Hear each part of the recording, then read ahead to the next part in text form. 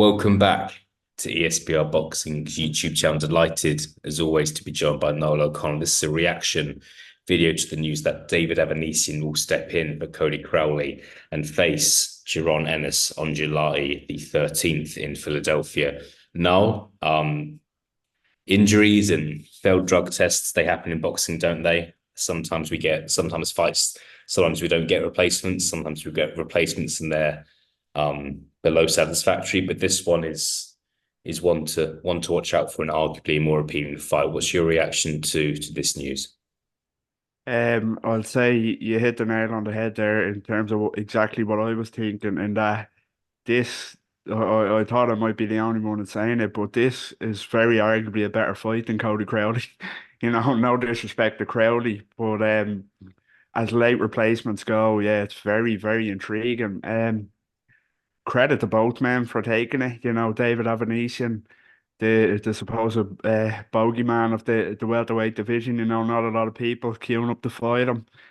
And he's not one that's just saying that himself. He's proven now when the opportunities do come along, he's ready to step in and take it. So yeah, no disrespect to Cody Crowley, but I was surprised at this news, and I think it's a better fight than Cody Crowley, purely because I think power is going to be an interesting one here. Crowley is a good fighter, and he would have put the pressure on Ennis. Come forward, pressure fighter, but he's not a puncher.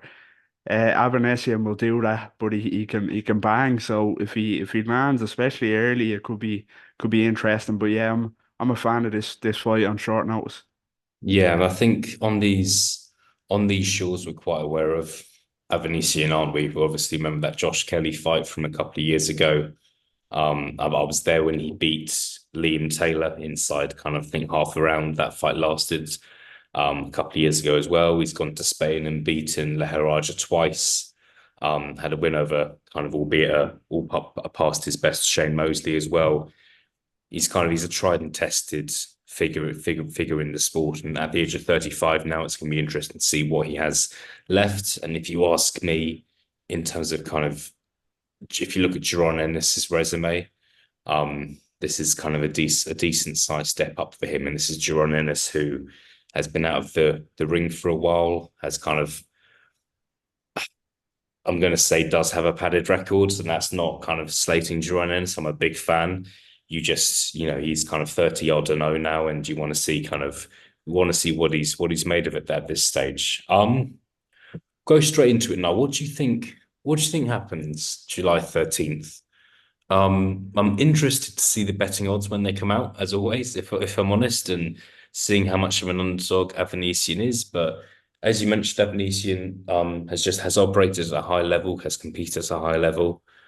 But we'll see. Yeah, what do you see happening here?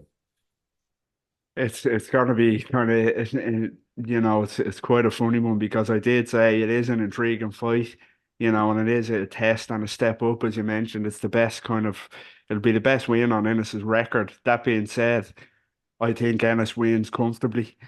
I do think kind of style wise, it is made for him to put on a bit of a show, in terms of he's not majorly versatile, Avanesyan, in terms of his footwork and his kind of his ability to adapt.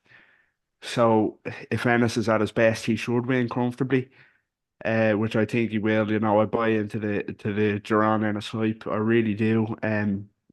You said it yourself, which I agree with. He has a padded record. He does, and he needs to start stepping up. But it can begin with this, and I think he will win.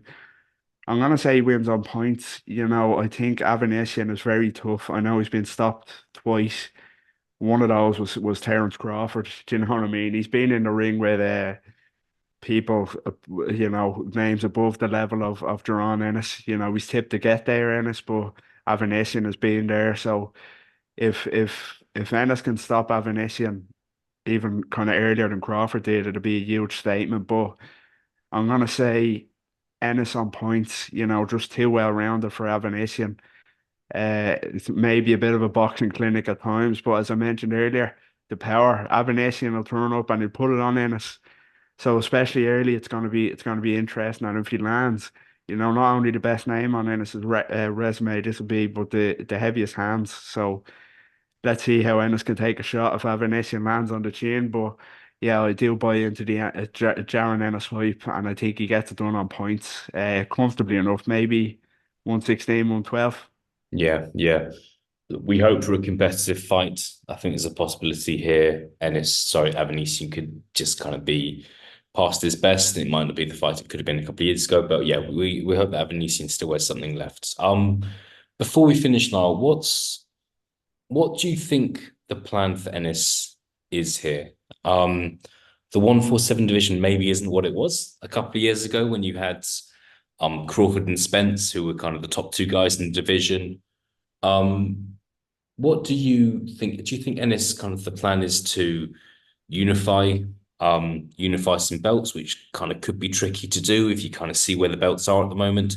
Do you think the plan is to kind of try and tempt Terence Crawford to possibly come back down to welterweight after his fight against Israel Madrimov on August the 3rd? If you think about it, could Crawford Ennis happen? What, February, March next year, maybe? I don't see why not? Who knows?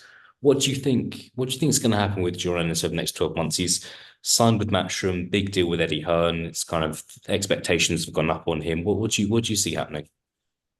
I don't personally, I don't see any reason not to kind of just go all in on Jaron Ennis in terms of chasing these fights and these big fights.